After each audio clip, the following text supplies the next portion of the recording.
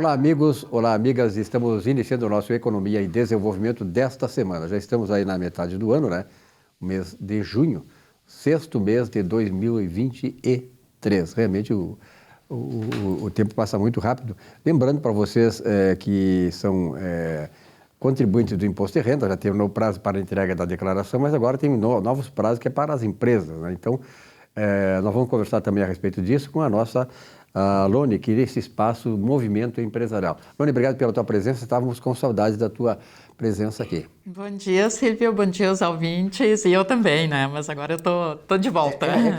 Eu citei a questão da declaração de imposto de renda, que dá muito trabalho para contadores, né? Sim, exatamente. Então, essa primeira parte terminou ontem, né, 31 de maio, que é o prazo para entrega da declaração de renda da pessoa física, e que principalmente nas últimas 2 semanas, movimenta muito os contadores.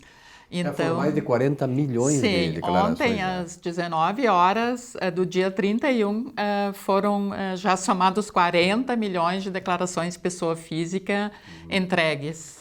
O confessionário está cheio de confissões, né, tributárias e de renda, né? Bom, na verdade, quem trabalha na contabilidade, as empresas de contabilidade e tal, os profissionais, eles têm muito a ver com a junta comercial, né? Qual é essa relação de vocês com a junta comercial? Então, assim, Silvio, eu vou falar um pouco hoje, então, sobre os problemas crônicos no atendimento da junta comercial para com os contadores. Então, justamente ontem terminou então a entrega das declarações de renda e nós estamos em junho agora e aí é hora de retomar a folha de pagamento, as questões do fechamento, né?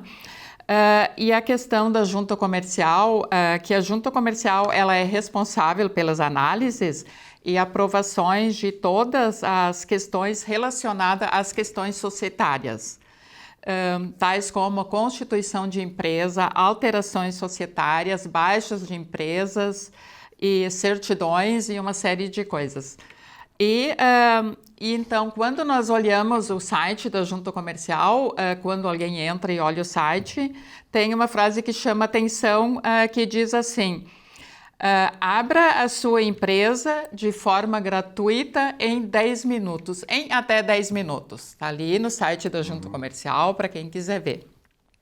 Só que, na realidade, o que acontece são mínimas as empresas que podem ser aprovadas assim dessa maneira automática, que é simplesmente quando se segue um padrão existente da junta e colocados dados nesse formulário.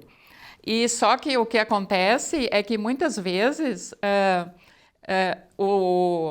no caso, o sócio, eles querem acordar mais coisas entre si, que é colocado no contrato social, aí então não é possível usar esse contrato padrão. E aí que está o problema, aí acaba demorando muito em todas as alterações também contratuais, que está levando em torno de 20 a 30 dias um processo para análise de uma empresa. E depois, muitas vezes, o processo ainda volta em exigência, faltando uma coisa ou outra. Então, ele leva mais 10 dias para ser aprovado. Então, um contrato social que é entregue na junta, com alterações ou alguma coisa, ele leva de 20 a 30 dias. Isso é muito tempo. E isso traz um desgaste muito grande para nós contadores junto aos nossos clientes.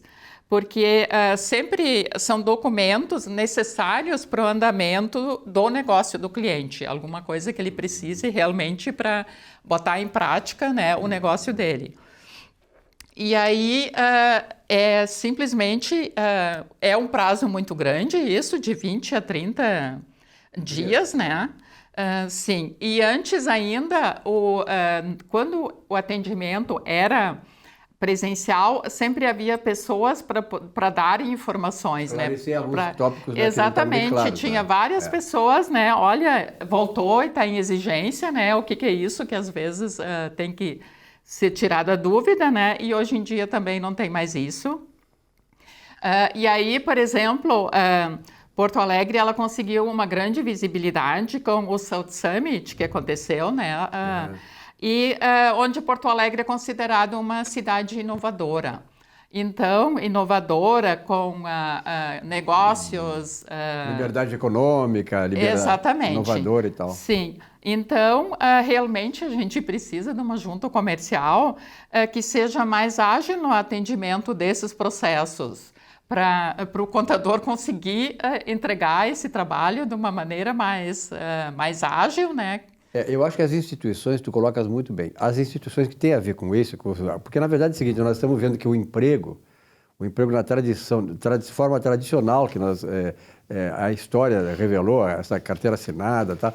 Isso está mais ou menos superando, está sendo superado pela possibilidade de cada pessoa ter a sua empresa, a sua pessoa jurídica e desenvolver o seu trabalho.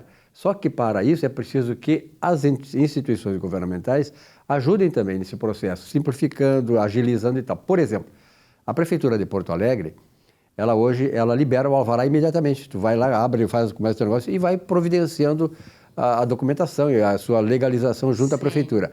Por que a junta comercial não faz também tipo de procedimento semelhante para ajudar a criação de novas empresas, que significa mais renda, mais imposto para pagar os funcionários da junta comercial, enfim, para que essas pessoas que não estão mais empregadas, elas possam se tornar realmente empreendedoras. Sim, exatamente, e é muito tempo, é uma questão de quem quer botar um negócio, ele não pode esperar esse tempo. É esse custo, né? Exatamente. O cara às vezes está pagando aluguel, já contratou serviços exatamente, e tal. Aí para entrar num shopping, por exemplo, aí já tem que ter contrato social, tem que ter todos os contratos prontos, e aí quando falta documentação de um sócio ou outro, como que ele vai iniciar, né?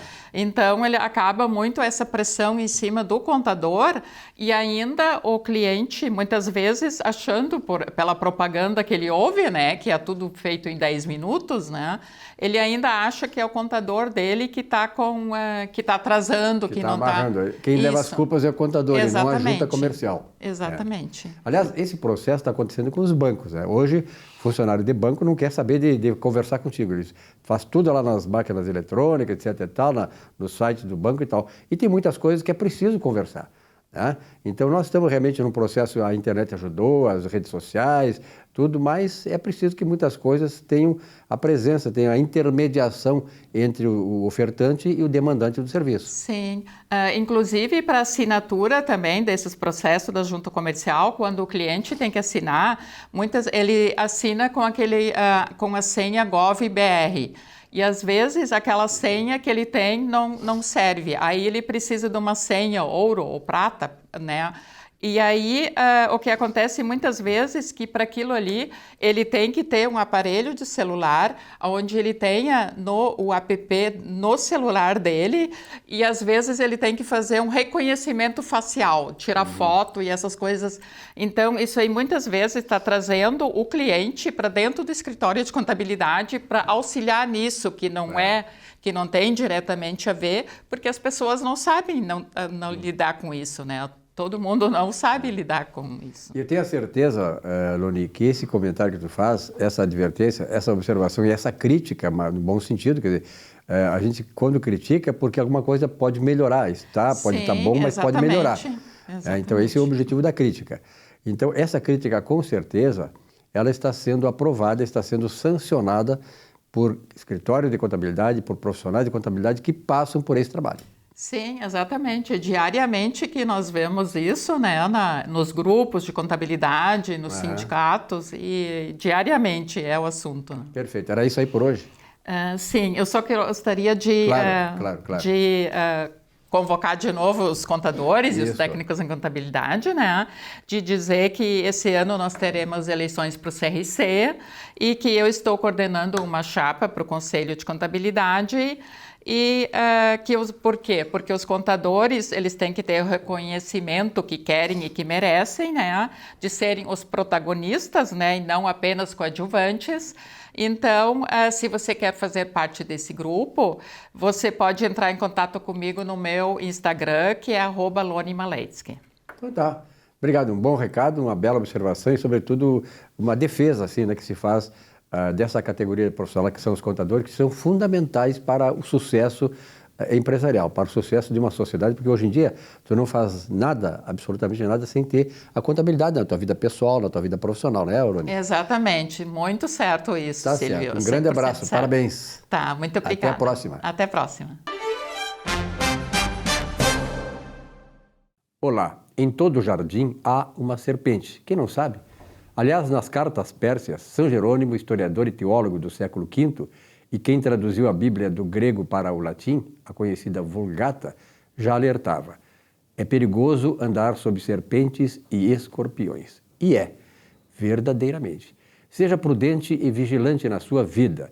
Onde quer que vá, municie seu espírito da força interior que vem do alto. Busque sempre fugir do mal, mas quando enfrentá-lo, faça uso das armas divinas, porque pela força do seu braço, provavelmente você será derrotado. Hoje no mundo, e amanhã mais ainda, conviveremos com uma frenética e decisiva guerra espiritual. Não duvide, mas isto sim, prepare-se. É sério. Boa semana.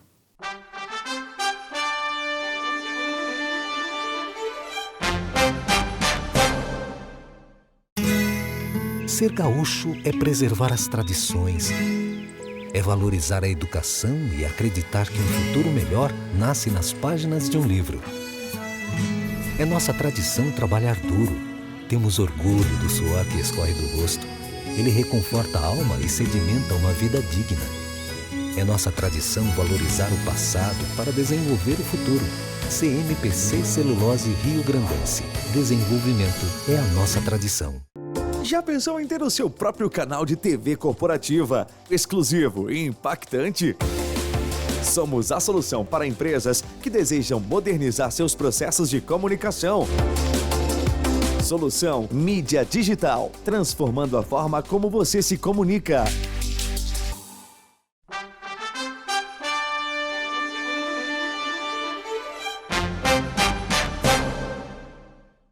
O Economia e Desenvolvimento, nós temos aí 23 anos já de vida, né? Ele sempre teve a preocupação de trazer para vocês informações, esclarecimentos, né, sobre o mercado de capitais e o mercado financeiro, que é uma coisa interessante, uma coisa importante que envolve a todos nós, a economia, de modo geral, a vida de cada um de nós. Mas o mercado de capitais sempre foi um termo assim muito complexo, né, que raramente as pessoas entendiam o funcionamento do mercado de capitais, e fala em bolsa de valores, o pessoal achava, só especulação, essa história toda.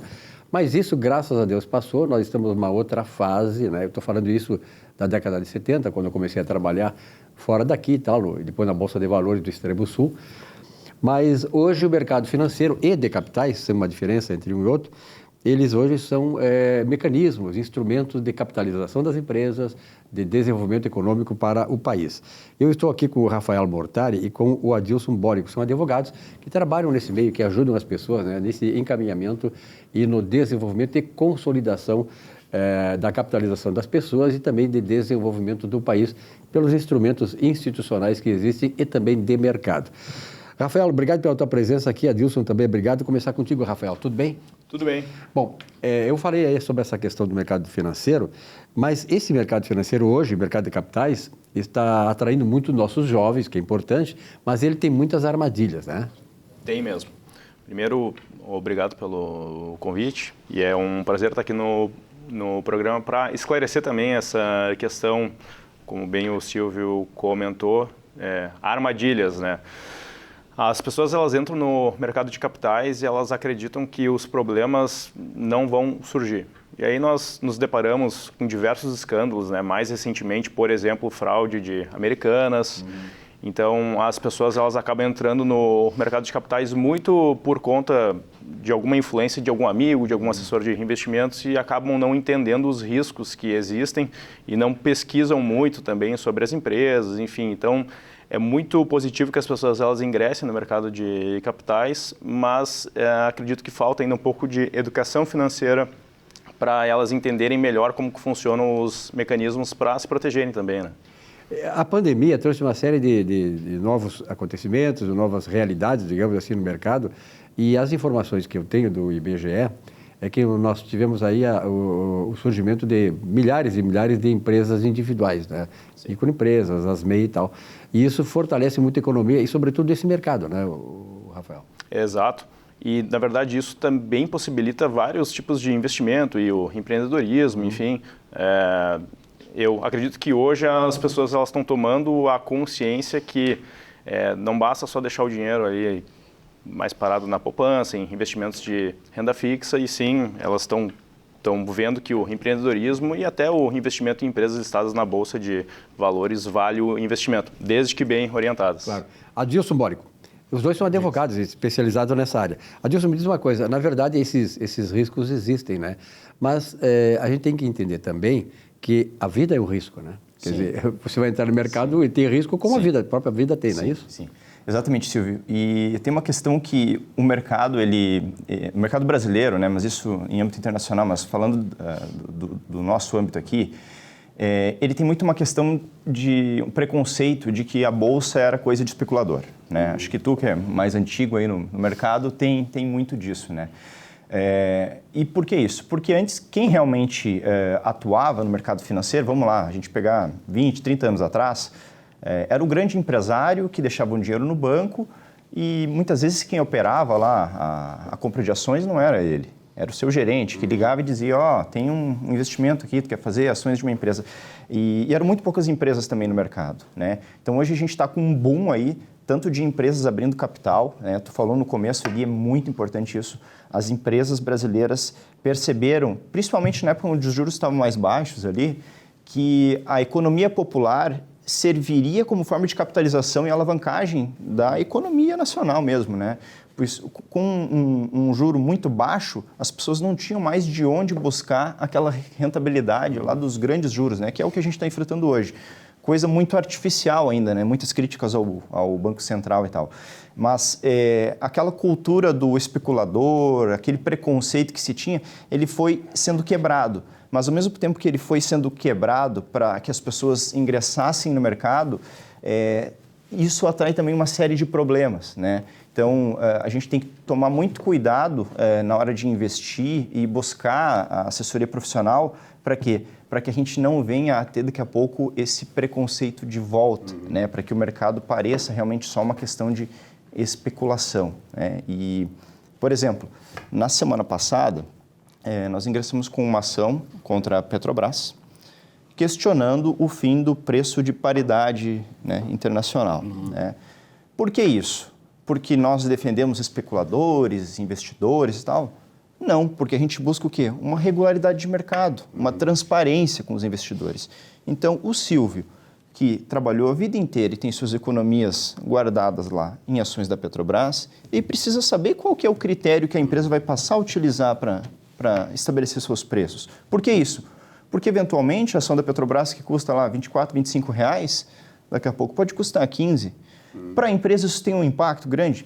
Tem, mas tem muito mais para o Silvio. Claro, investidor. Isso para o professor, para o médico, para o trabalhador, para o servidor público que não guarda o dinheiro na bolsa, mas que contribui mensalmente com uma previdência complementar que vai para um fundo de pensão que ele nem sabe como é administrado, mas que no final das contas está alocado em grandes empresas da bolsa, né? Então, no final das contas, hoje em dia, todo mundo, direto ou indiretamente, é afetado por oscilação, por problemas e por benesses do mercado de capitais.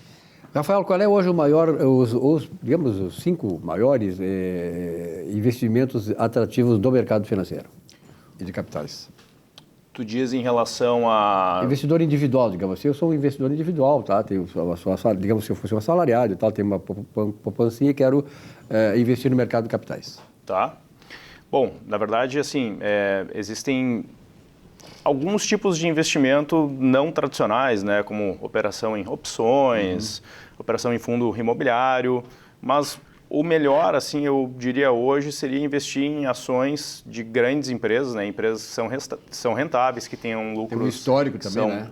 Tenha histórico, lucros recorrentes e o mais importante, eu acho, Silvio, é a questão de governança, né? Outras operações, eu até poderia citar 5, mas eu acho que acaba que o melhor mesmo é procurar alguns investimentos, né, ou empresas sólidas na Bolsa de Valores, onde elas entregam uma rentabilidade consistente, com um bom histórico, política de governança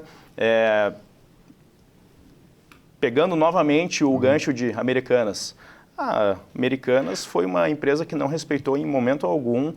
Agora nós sabemos do histórico, né? Teve fraude ali contábil por 7 anos confirmado. Então ela não respeita os seus investidores, não respeitou. E aí agora, com o estouro de tudo, com a recuperação judicial também de Americanas, os investidores eles ficaram à míngua, né? Eles, enfim, a ação foi de R$12 para R$1. Então o mais importante é ter uma política interna mesmo de acompanhamento dos seus investimentos e entender que os melhores investimentos são sempre aqueles onde a empresa, onde a operação é simples, é transparente e onde, voltando às empresas, elas respeitam o investidor, né? Com um RI, relações com os investidores que dê esclarecimento para as pessoas, enfim, onde se tem uma política de transparência. Esse tipo de problema que há no mercado financeiro, que não é de agora, isso aí vem ao longo do tempo. Eu me lembro muito bem, na década de 70, quantas empresas, né, inclusive na área de seguros, foram à falência, não foram mal administradas e tal. Mas isso aí transfere para o investidor, para o futuro investidor, de repente, transfere aquela questão seguinte: bom, eu vou entrar nesse mercado, eu quero... Tem duas coisas que eu posso querer nesse mercado. Claro, eu vou querer a rentabilidade, mas eu quero ter segurança e menos risco.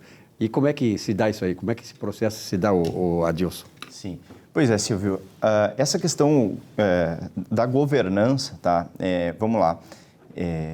A lei das SAs, ela é lá da década de 70, né? Ela não tem, dentro da previsão dela lá, não tem muitos dispositivos que incentivem que a empresa mantenha mecanismos de controle mais sofisticados. Porque, enfim, ela na década de 70 era um perfil de investidor, era uma forma de se buscar... A economia era uma outra fase da economia. Exatamente. Né? Mas olha só como a gente evoluiu. Por exemplo, no Brasil a gente tinha 1 milhão de investidores aí há 5, 6 anos atrás. Agora nós temos 5 milhões de investidores, pessoas físicas que estão lá. Então, os mecanismos de governança, eles não estão totalmente inseridos dentro da legislação, né? A governança das empresas, ela caminha de forma muito mais rápida do que a legislação acompanha. A CVM entra muito nessa parte, né? A própria B3, como o agente que administra a Bolsa, mas de todos esses mecanismos que a gente poderia referir, verificar se a empresa é auditada e em geral são, porque é um requisito para que a empresa possa abrir capital, né? Mas não só confiar de que, não, tem a CVM, tem a B3, tem a auditoria, isso aí basta. Eu posso jogar o meu dinheiro lá e sumir. Não, é preciso tomar muita cautela. A gente não quer também criar uma narrativa de forma a desincentivar que as pessoas comprem ações. Tem que dar segurança, né? Porque informação e segurança. Exatamente. Né? Eu acho que essa é a palavra-chave, você falou tudo.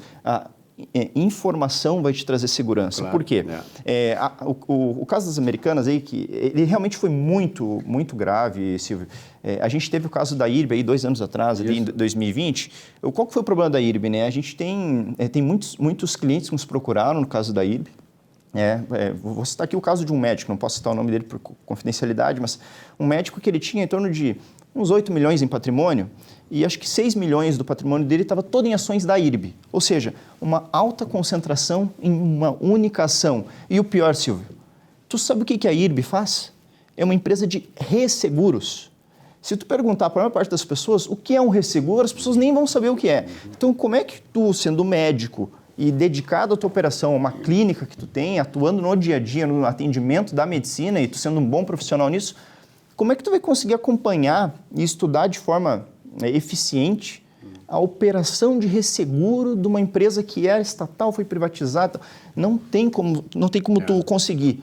E foi na IRB que, por um estudo de uma gestora de fundos, ela questionava os números da IRB, não fecham, né? Porque havia uma discrepância. A IRB era a empresa, a resseguradora mais rentável do mundo. Era isso que ela dizia. Ou seja, aqui no Brasil, de repente, a gente inventou um modelo de negócio de resseguro que ninguém mais conseguiria, né? Era estranho. O que acabou se desvendando? Uma imensa fraude contábil. O que isso deixa de lição? Esse investidor dos 6 milhões aí aportados lá, o capital dele virou em 700 mil, né? 700 mil é um bom dinheiro, mas se tu tem 6 milhões, tu não quer chegar a 700. Claro. Né? Mas qual que é a lição daí? Procurar assessoria profissional séria e também saber o que está acontecendo. Se um assessor de investimento chega e te diz, vamos botar teu capital nas ações da IRB, uma empresa sólida e tal, vamos, mas quanto do meu capital vai para lá? Não posso concentrar todo o meu dinheiro lá, porque se tiver um problema lá, ó, liquidou o patrimônio. Isso é uma história interessante, né, Rafael, que o Adilson colocou aí, que é a questão da diversidade, né? Tu não vai botar numa única cesta todo o teu dinheiro, tem que diversificar. Perde numa, ganha noutra, tal, na média você vai ter uma certa estabilidade de rentabilidade. Mas, Rafael, para nós encerrar nossa entrevista, e eu quero parabéns aí ao Anderson Torres, que trouxe esse pessoal aqui, e eu tenho certeza que esse é um segmento que vai precisar cada vez mais ter essa informação na televisão para que as pessoas que estão nos assistindo possam ter, de posse desse conhecimento, buscar uma saída para o seu investimento, quer dizer, com mais segurança, com a avidez de mercado, claro, mas com a clara evidência de que está entrando num bom negócio e que esse seu negócio, seu capital não vai virar papel. Que recomendações a mais, Rafael, tu daria para aquele pessoal que está querendo investir, que tem capital e tal, e precisa agora tomar esse rumo? Bom, então assim, diversificação, conforme bem o Adilson ele comentou, não colocar tudo na mesma cesta, diversificar entre fundos, ações, renda fixa, mas o mais importante que isso é entender que o seu dinheiro depende exclusivamente de você. Nunca seguir uma dica de algum influencer ou seguir a dica de um amigo que investiu numa ação que tem o potencial de estourar 1000%, nem Warren Buffett faz mais que 23% ao ano. Então, infelizmente, né, não é o investidor que vai conseguir fazer isso no início, né, dessa jornada de investimentos. Então, assim, o estudo é muito importante, mas mais que isso não ver esse mercado de investimentos como uma aposta, né? É ver como uma aposentadoria para a independência financeira, para daqui a 20, 30 anos, de repente, não depender mais da renda do seu trabalho e ter um conforto, ter um colchão financeiro, né, para viver a vida da forma que quer viver, né? Muito bem. Adilson, tem um recado final? Tenho. Meu recado final é: o investidor deve procurar sempre ajuda profissional, se oriente, se informe, porque uma vez constituído o problema, o Brasil não é os Estados Unidos, o Brasil não é a Inglaterra, não é a França, não tem mecanismos legais que permitam ele facilidade na solução de problemas. Então, é muito melhor, no cenário atual, prevenir do que depois buscar uma solução, que depois ela é muito cara, muito difícil, nosso judiciário não está preparado ainda, ele não acompanhou a evolução do que o mercado teve nos últimos anos. E é preciso cuidar dessas fake news, né? Pessoas que não são formadas, não têm o conhecimento exato, não têm o entendimento do mercado, que pode desviar do bom caminho o seu investimento. E outra coisa é o seguinte, nós estamos num mundo aí cheio de fraudes, né? Fraudes em todo que é lugar. Então, cada vez mais é preciso ter esse cuidado, né?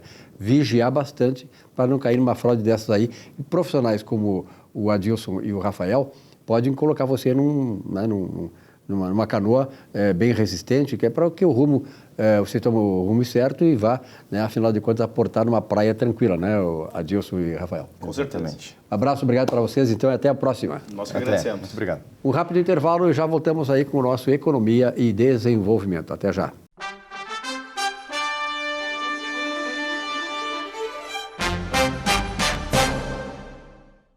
Já pensou em ter o seu próprio canal de TV corporativa, exclusivo e impactante? Somos a solução para empresas que desejam modernizar seus processos de comunicação. Solução Mídia Digital, transformando a forma como você se comunica.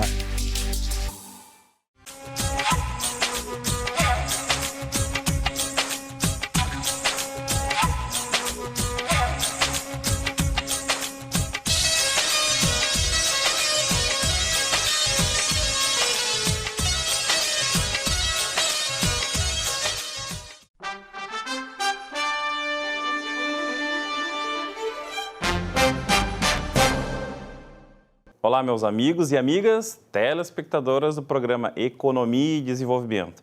No quadro Falando sobre seus direitos, hoje gostaria de tratar sobre a contribuição compulsória nas relações trabalhistas.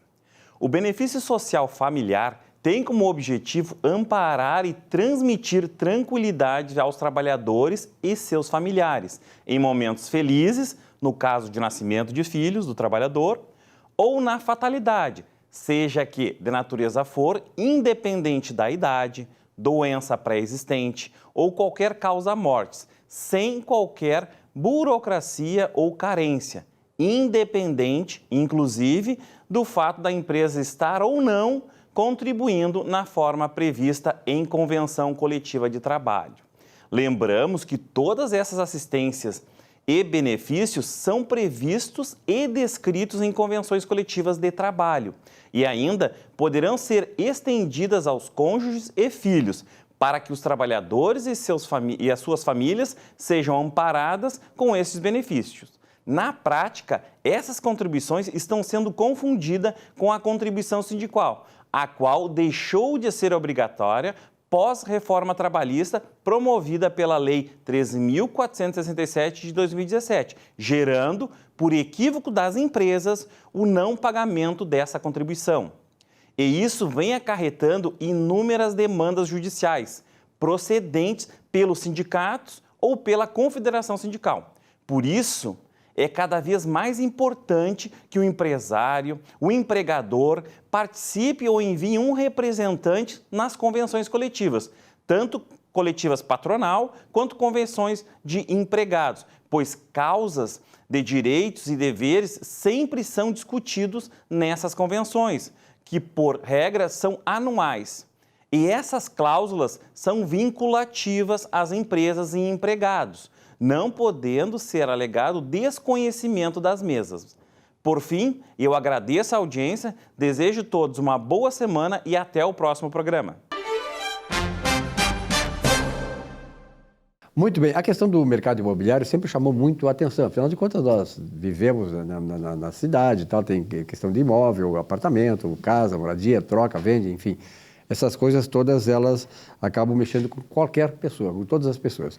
E a questão da regularização de imóveis também é uma questão que é atinente a isso aí. E o especialista nesta área aqui é o doutor Gustavo Bernardi. Aliás, uma das suas entrevistas últimas tem uma grande repercussão e teve retorno, né, doutor Bernardi?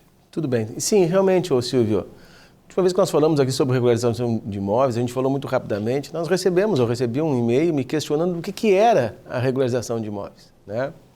Pedi até para o meu pessoal separar o e-mail, fui ler e realmente as pessoas têm que entender um pouco o que é os procedimentos de regularização de imóveis.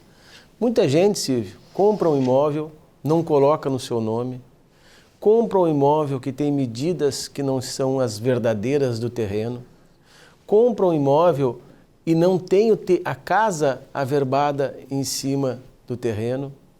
N problemas que podem ocorrer. A gente classifica esses problemas de duas formas, Silvio. Os problemas referentes ao imóvel propriamente dito e os problemas referentes à propriedade. Então, se você quer retificar o tamanho do seu imóvel, se você quer se fazer constar na escritura, na matrícula do imóvel, né?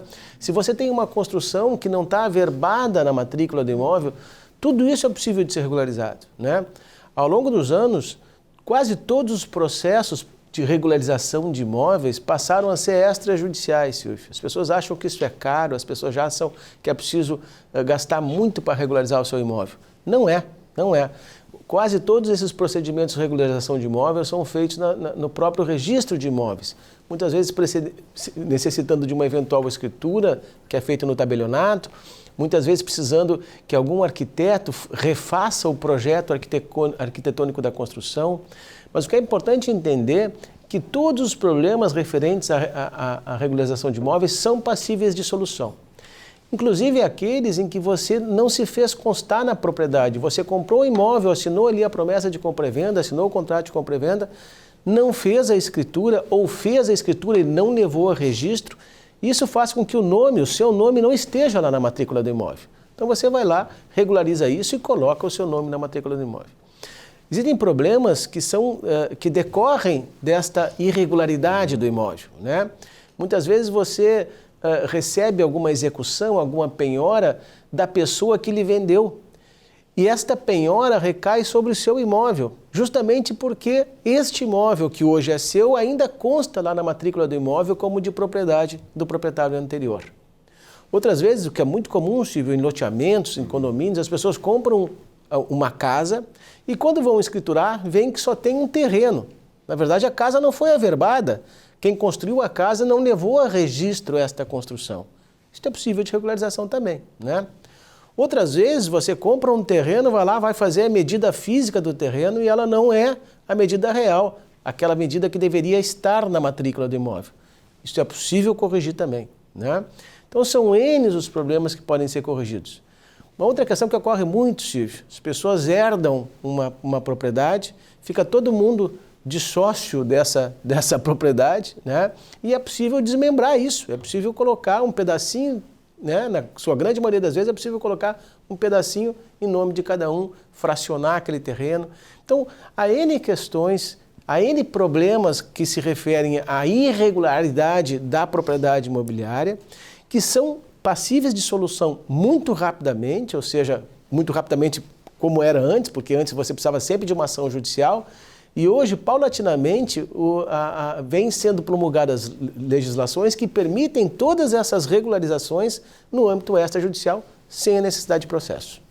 É uma questão hoje muito complicada também, né, doutor Bernardo? Que tem muita. Eu me lembro que na década de 70, né, eu vendi 2 imóveis também e o camarada não havia feito isso, mas lá depois se resolveu e tal.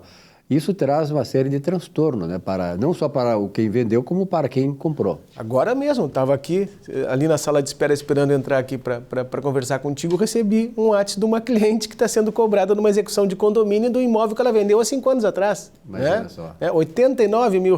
Agora, faz um segundo. Né?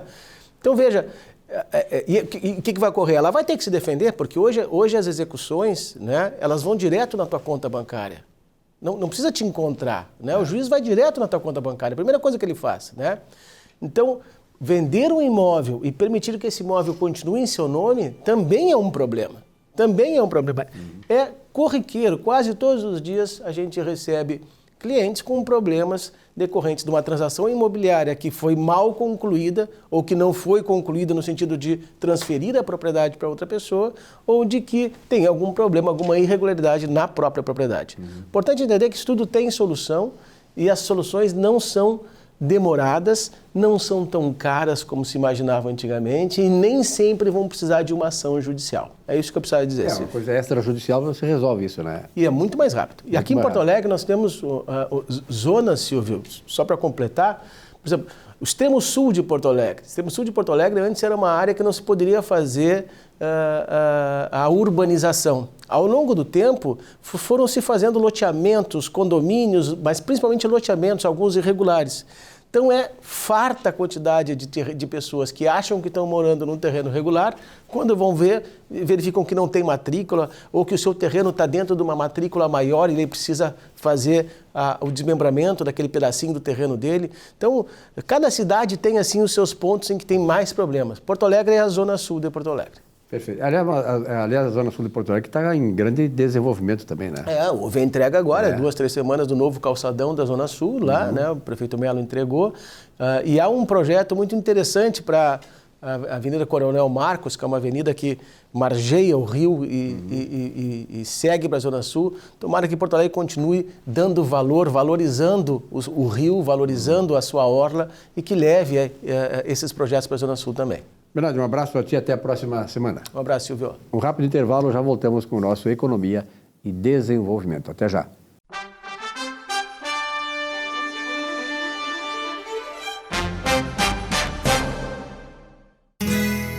Ser gaúcho é preservar as tradições, é valorizar a educação e acreditar que um futuro melhor nasce nas páginas de um livro. É nossa tradição trabalhar duro. Temos orgulho do suor que escorre do rosto. Ele reconforta a alma e sedimenta uma vida digna. É nossa tradição valorizar o passado para desenvolver o futuro. CMPC Celulose Rio Grandense. Desenvolvimento é a nossa tradição.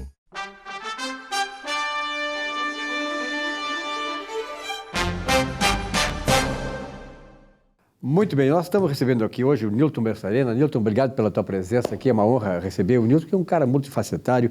E, aliás, o Nilton tem uma qualidade interessante. Ele é fronteiriço, lá da vizinha Quaraí, da minha Uruguaiana.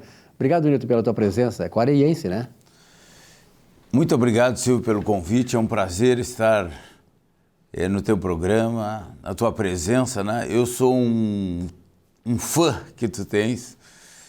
Tu é um dos melhores profissionais que eu conheço, um excelente redator, teus textos são maravilhosos e a tua índole, né? A tua performance, então eu sou teu admirador. Estou super feliz por estar aqui. Da mesma forma, aliás, o Newton é um camarada que é um empresário, é um grande dirigente da ANAPES, né? E tem uma trajetória longa. É isso que nós vamos querer conhecer um pouquinho, essa trajetória, Newton. Porque hoje eu tenho o presidente da ANAPES, mas sob a ANAPES tu tem lá uma série de entidades que são bem administradas, né? Tem a sua função social que o fazem de maneira eficiente, mas sobretudo nós sabemos que uma empresa, um empreendimento, ele vai no seu rumo certo, ele tem êxito, tem excelência, tem resultado quando o chefe, o condutor tem essa característica, né? Tem esse veio empresarial e administrativo. Como é que tu começaste, Newton? Tu falou ali, né, Silvio, da minha cidade. Eu vim de Quaraí, em 1972, né? 51 anos já que estou em Porto Alegre. Mas já saí daqui, tive um tempo fora aí. Silvio, tem coisas que... Aquele ditado árabe, né? Mektub, já vem escrito. Às vezes tu foge e acaba voltando. Eu me criei em Quaraí, lá na fronteira, em padaria. Com 9 anos eu fui trabalhar em escritório de contabilidade, aprender a bater a máquina da tilografia, né? O Romildo Broglio, tá vivo ainda, o cara lá tem 90 e poucos anos, é um paizão que eu tenho. E aí eu tomei gosto pela contabilidade, depois fiz administração. E quanto ao empreendedorismo, eu me preparei desde pequeno. Eu vou ser feliz, não vou ser empregado de ninguém. Ninguém vai mandar comigo. Empreendedor, né? Ninguém vai gritar comigo. Aí fui jogar futebol, pouco que mais fazia gritar, né? Não deu certo. Gritava muito contigo, não deu certo, né, Ti? Aí comecei, já fiz várias coisas e... Aliás, tu jogaste no Grêmio, né? Joguei na base do Grêmio, do Fluminense. Grêmio, né? Tem uma foto, aliás, tem uma foto, se eu me lembrar, você ia trazer uma foto do Newton lá no Grêmio, né? Vestido, a indumentária tricolor. Restou uma foto aí. E... Tem a filha de um amigo meu, eu nunca te vi na TV, tio. Mas quando eu jogava não tinha TV. É verdade. Ainda mais no guri, não.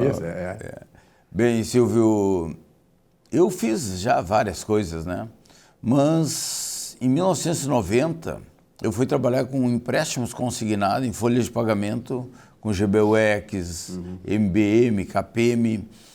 E era uma época que tinha muitas dificuldades, né? Aqueles planos, foi a era Collor. Planos econômicos. Planos econômicos, inflação, aquela esculhambação que era o nosso país.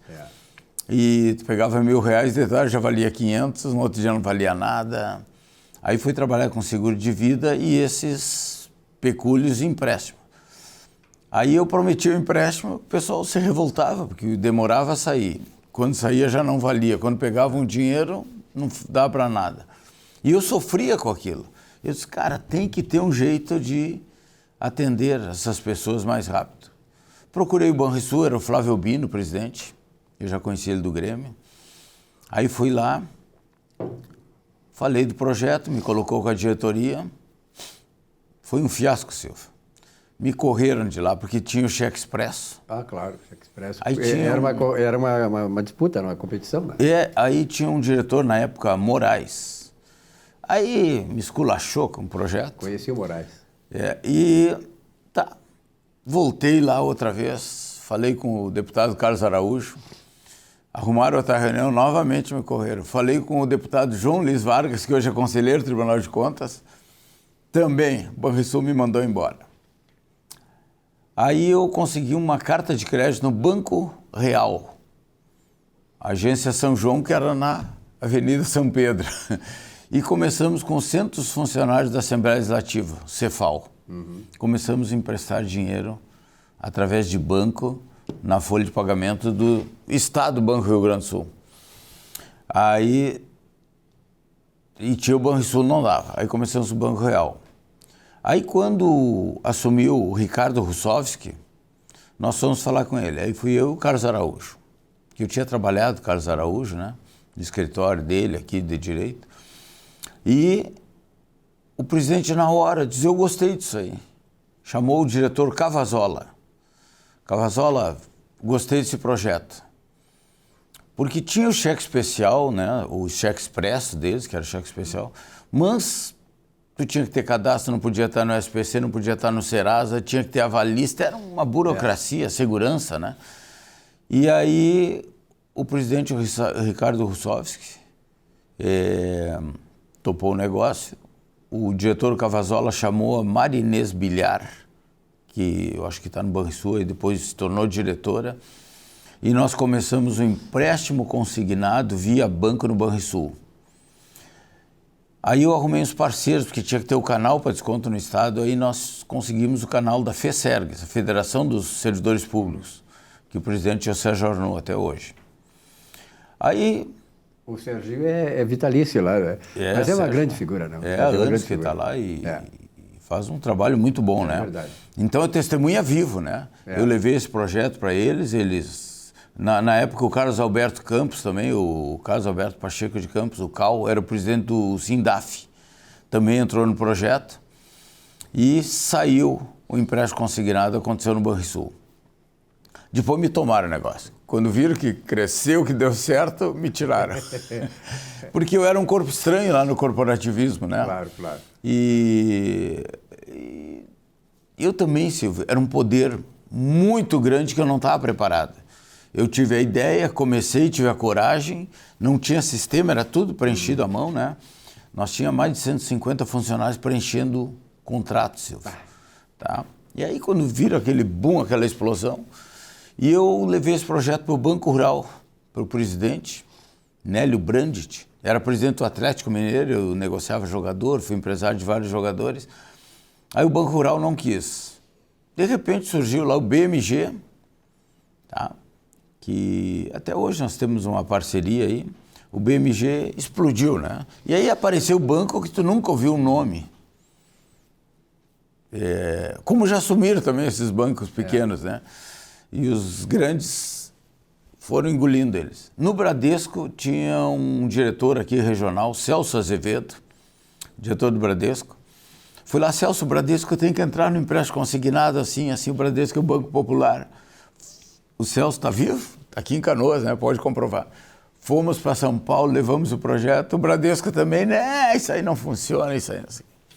Aí estava chegando no Brasil o Santander. Espanhol. Né? Que comprou o HSBC, né? Não, ele comprou o Meridional. O Meridional, tá? Isso mesmo. Que era presidido pelo Leônidas Ribas, que era... deputado... Era tio da minha esposa. Aí fomos lá no Leônidas, falamos, gostou, mas o Meridional estava naquele processo. Aí chegou o Santander. Aí privatizaram o Meridional. E o Santander foi presidido por um gaúcho. Chamavam ele o ETA. Ele mora aqui em Porto Alegre. O presidente o Amaral. Amaral. Tá? E aí também levamos para o banco, através do Montepio da Prefeitura de Porto Alegre, e o Santander entrou no consignado. Bem, por esses feitos, eu recebi a medalha Mérito Farroupilha. Então imagina um cara que vem lá de Quaraí, sem eira nem beira. Aí recebeu a medalha e criou um dos maiores negócios do mercado financeiro, que o empréstimo consignado hoje está em trilhões. É verdade. Né? Recebi essa medalha, depois cidadão de Porto Alegre. O Banrisul até hoje não me reconheceu, né? Mas através do Estado. Mas a tua obra está aí, né? Desculpa te interromper, viu, Nilton, mas na verdade é o seguinte, ouvindo essa história aí, mais e mais a gente vê, né, que as pessoas que têm boas ideias, como o Nilton tem, e está efervescente na mente dele, tem que ter principalmente, que foi o caso dele, por isso que ele chegou onde chegou, perseverança. Esse é o termo básico, quer dizer, que tu foste rechaçado em muitas coisas, né? E acabou perseverando. Eu me lembro do Cafu, eu fiz uma entrevista com aquele jogador do Cafu, lateral direito da seleção brasileira, e fiz uma entrevista, se não me engano, foi para um jornal aqui de Porto Alegre. E aí ele me dizia o seguinte, olha, eu fui refutado por 10 vezes, eu fui me tirar porque eu era insuficiente como lateral direito. 10 clubes não quiseram ele. Colocaram ele fora. E foi o Cafu, que foi 4 Copas do Mundo, o Cafu foi o lateral direito da seleção brasileira. Ou seja, a perseverança também é importante. Essas voltas da vida, né, Silvio? Por exemplo, o Brasil de Pelotas não quis o Pelé, né? É verdade. Tá aí a história, o Grêmio também não quis o Pelé era muito novo e tal. Aí, Silvio, então eu tenho orgulho, porque naquela época o Banrisul estava, né, já tinham privatizado a Companhia União, já estava pronto para a privatização o governo Brito. O que salvou o Banrisul? O meu projeto consignado. Olha a volta que o Banrisul deu. Estão aí vivas as pessoas que trabalharam nesse projeto. O Luiz Gonzaga Veras Mota depois virou presidente do banco, né? O Fernando Lemos também virou presidente. Eu e o Paulo Gerson que fizemos essa aliança para o Fernando Lemos. Está aí ele vivo, agora vai ser presidente novo, né? Pois é, esse é a salvação do Banco do Estado do Rio Grande do Sul. Não é que esteja mal administrado, mas acontece que o Fernando Lemos, ele traz consigo toda aquela expertise, né?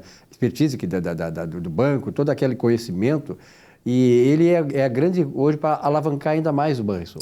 Ele já tinha sido diretor e ele tratava dos cartões do banco. Isso, é verdade, E aí eu conheci ele nessa época, e aí nós tínhamos o consignado lá, e depois, um dia, eu disse, pô, Fernando, tu tem que ser presidente do banco.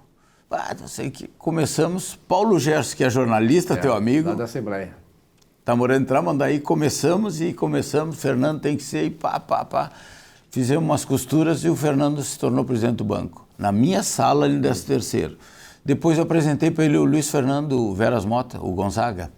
Se tornou presidente do banco na história, o primeiro presidente do Banrisul. Agora ele é presidente da cartões da Vero, que são os cartões do banco. Banrisul, Bem, então eu fiz algo de bom pela nossa sociedade, né? Com certeza. E está fazendo ainda com a presidente da ANAPES agora, né? Mas aí nesse meio tempo, Silvio, no INSS, eu vi a carência desse povo para os benefícios sociais. É na hora que morre, é na hora que adoece, é na hora que precisa de assistência jurídica. Tem uma carência e um desconhecimento, tá? Aí eu bolei uma associação de aposentados e pensionistas. Só que na hora, Silvio, tu não tem ideia do tamanho da coisa. Eu, quando comecei o consignado, eu queria ganhar um dinheiro. Mas eu não tinha noção do poder aonde eu estava mexendo, tá? Aí criei essa associação aí também. Então nós tínhamos funeral e empréstimo. E as pessoas, o que tem em vida? Aí colocamos, falei com a Anice, né? O que nós vamos fazer? Vamos colocar um benefício aqui. Informática. Vamos ensinar os aposentados, o pessoal de terceira idade, a operar com computador, a inclusão digital. Fizemos, armamos lá, fomos ver um monte de analfabetos. Aí criamos um produto lá, um projeto, né, de alfabetização. Aí fizemos festa, foi o prefeito Fortunati, veio gente do MEC, exigiram um monte de coisa do protocolo, bandeiras. Para achar a bandeira de Porto Alegre foi um trabalho. É um cara em Canoas que faz. Isso mesmo, o cara que faz. E aí conseguimos a bandeira caríssima, porque é só um. Tá? E ainda dizia Valerosa. E o pessoal está escrito errado. E não tá certo. É um termo antigo, né? Cidade Valerosa. Muito leal e valerosa. Exatamente. Aí, 15 dias depois, o prefeito Fortunati me chama. Negrão, o MEC cortou a verba, que era R$400 na época. Bem, eu banco isso aí. Bancamos o professor, está lá o curso de alfabetização, né? Tu é testemunha. É uma das alegrias nossas, pessoas com 70, 80 anos saberem ler. A bula dos remédios, o ônibus que vai pegar, o celular. É uma glória para eles, né? E então nós temos esse projeto lá que é maravilhoso. E aí começamos a criar coisas, Silvio. Mas antes disso, Silvio, eu conheci um produto que estava chegando no Brasil de forma organizada, que era assistência funeral. Era um grupo francês, italiano e português junto com o Bradesco. O Banco Espírito Santo, a Generali e outro grupo francês. Aí eu comecei a prestar serviço para a Europassistance. E eu me especializei nessa área de assistência funeral. E moralizamos o funeral, cara. Tu pode ver que tu não ouve falar em escândalo funeral aí. É verdade. Né? Aliás, Nilton, tu tem uma história extraordinária, eu acho que você, telespectador que está assistindo, vendo essa história aí, é importante, porque isso aí mostra que aqui no Brasil, o país das oportunidades. O Brasil continua sendo... Agora tem que saber aproveitar. O Nilton aproveitou muito essa oportunidade e hoje ele fez um benefício social que não transcende a tudo aquilo que certamente tu imaginou um dia, né, Nilton? Mas nós estamos chegando no final do programa, eu tenho a certeza, pessoal, vamos trazer o Nilton outra vez aqui nos próximos dias, porque esse tipo de experiência é bom, o programa se comprometeu sempre a tratar, porque nós queremos que os bons exemplos multipliquem aqui, eles sejam replicados na sociedade. Nilton, muito obrigado pela tua presença aqui. Vamos agora acertar um próximo encontro aqui, porque eu acho que tem que falar muito mais da ANAPS, tudo aquilo que a ANAPS representa para os aposentados, né? Que na verdade é uma grande sobrevida que a ANAPS dá para os aposentados, e eles hoje, eu sei pelo que eu compareço lá e vejo, a alegria daquele pessoal em torno da ANAPS. Assim, vamos falar da ANAPS, mas só para concluir, Claro. Esses últimos acidentes que houve no Brasil, acidente da Gol, da TAM, Brumadinhos, Boate Kiss, Chapecoense, a nossa empresa que é chamada para atender os funerais.